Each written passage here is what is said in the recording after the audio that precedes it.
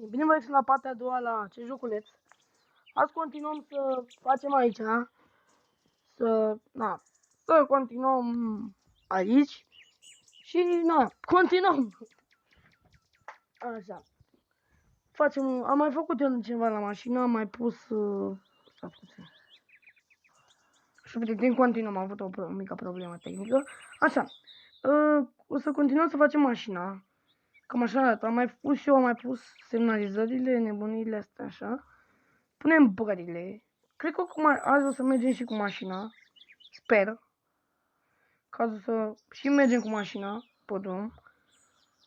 Eu îmi doresc să mergem pentru că chiar sunt curios cum e mașina. Cam ok. Îi punem stopurile. Punem roțile și e gata de mers, adică... E aproape gata. Nu mai revăcare. Nu știu dacă sunt valabile, dar mergem așa. Ok, cam așa arată mașina până acum.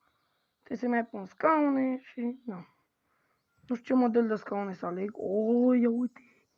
Mamă, avem și de astea sport. Nu le-am văzut. Pune și de astea sport așa. Tot, să fie sport.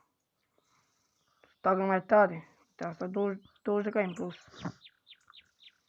Nu știu ce scaune să aleg. Mai vezi scaune să aleg. Cred că o să le aleg pe astea, pentru că o să le fac mașina mai sport și... gen. Să o luăm prima dată bancheta. Deschidem ușa. Ok. O să le pun pe astea sport pentru că...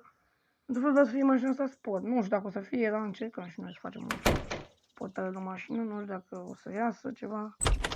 Să sperăm că iese. Sincer. Stați puțin. Așa, bine, am continuat, am avut o mică problemă. Băgăm și scaunul ăsta. Sparco. Da, mișto, scaune Sparco. Mamă, nu mai știu să vorbesc. Scaune Sparco. Astea scumpe. Nu știu unde avea tata ei de-astea, da. Așa. Mașina e aproape gata. Cred că putem să ne urcăm și la volan acum. Ia. Da, Felicia, să dăm o cheiuță dacă tot ne-am urcat la volan. Opa, n-avem ceva, ia stai. Nu avem ceva. Stați puțin. Așa, prieteni, avem o mică problemă. Ne-a căzut motorul.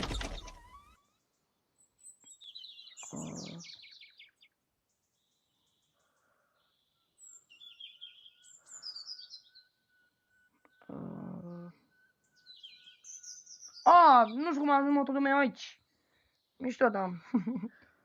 Am ajuns să-mi pierdă motorul. De-aia nu pune. Ok, nu înțeleg cum a ajuns motorul meu acolo, dar să continuăm. Așa, nu știu ce roți să-i pun, sincer. Pentru că am mult mai multe modele de roți. Așa, mai am și pase pe aici. Cred că să le pun paste așa, nu știu, par mișto, sincer, după părerea mea.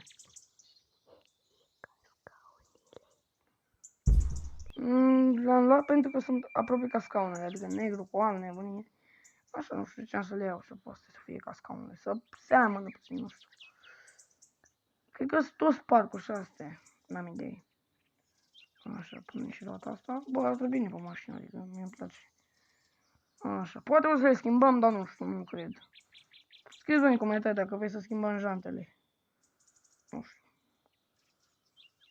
Nu cred că o să le schimbăm. Încearcă Genius Training gratis și o să vezi diferența. Încearcă gratuit. Scuzați-mi reclama, dar ce să fac, n-am să fac, sincer. Așa. Continuăm. Așa, punem și roata asta. Punem și următoarea roată și suntem gata de plecat. Cred că o să bag și mașina aia mare în cote, pentru că sincer să o las așa. Sincer să o las așa. Dar, hai să-i dăm o cheie să auzim și noi cum trage mașina asta. Sau nu, ia stai, să o scot la poartă dacă tot. Că vreau să bag și pasta neagră, uite și pasta. Aici, pe nervoasa mea. Asta e tot făcută de mine. Mai știți, din primul episod că n-avea nimic pe ea, era goală. Hai să o băgăm în cote. Bun. Deci, cum să bag în spate?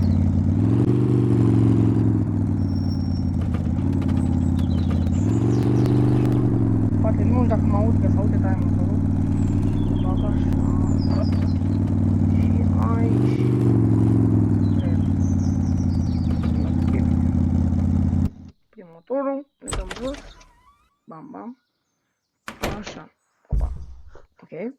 N-a zis nimic.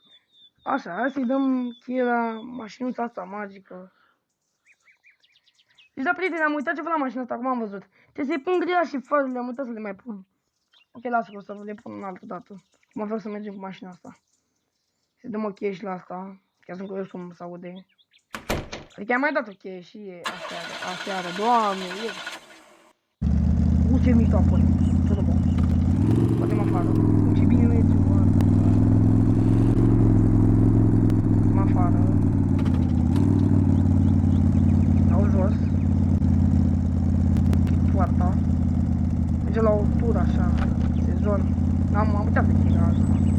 Cred că m-am dus să iau și grille la mașina asta, la altă stop. Le pun foarte pentru că... Da, nu o să mai vorbesc despre drum pentru că nu am aud. Păi... Așa, venim, continuăm, mergem în drum. Nu o să mai vorbesc despre drum pentru că nu am aud.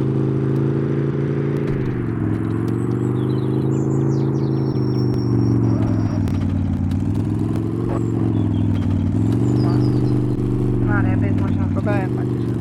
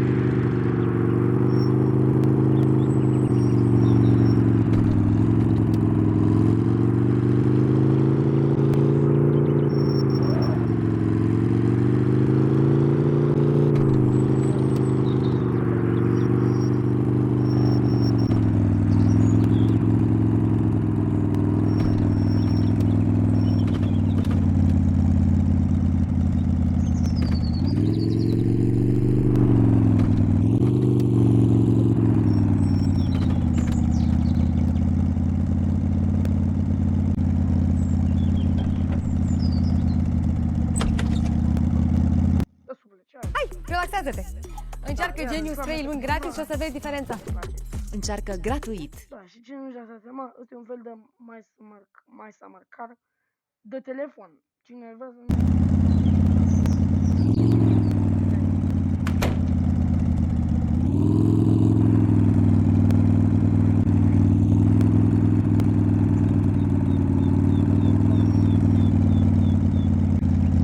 Vezi mașina, mă dau jos, bam, bam. Nu trebuie să mă dau jos pentru că e bug. Așa.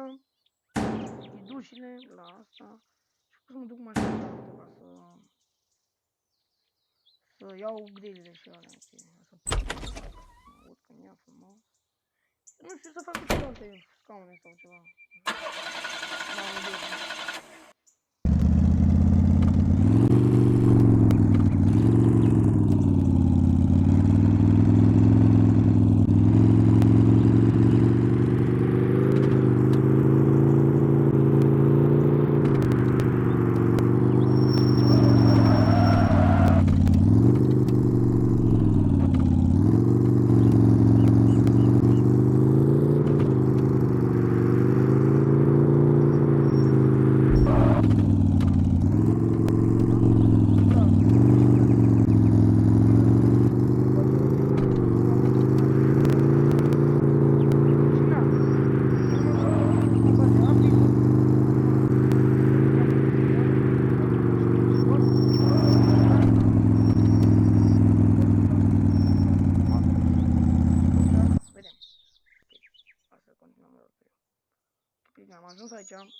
sunt toți tinerii. Hai să bag cătile și tot aici. Nu le bag, sau nu, trebuie să le pun acasă, nu. Jump, așa, ca pe englezia. Vreau să le las aici, mi-e frică să le las, cred că le pun acum. Că au niște cleme pe aici, le arunc așa. Cred de pus. Bun, gata. Urmează faruri și semnalizările. Și de aici, farurile, pătrate ca la tank. Pun aici. Bam, bam, nu le găsesc. Unde sunt? Nu le găsesc.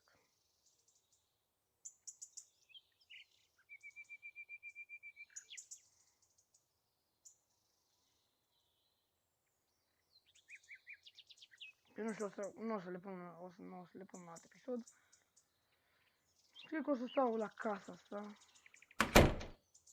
Nu o să cred că mai să mă duc la cealaltă casă. Cred că o să stau aici.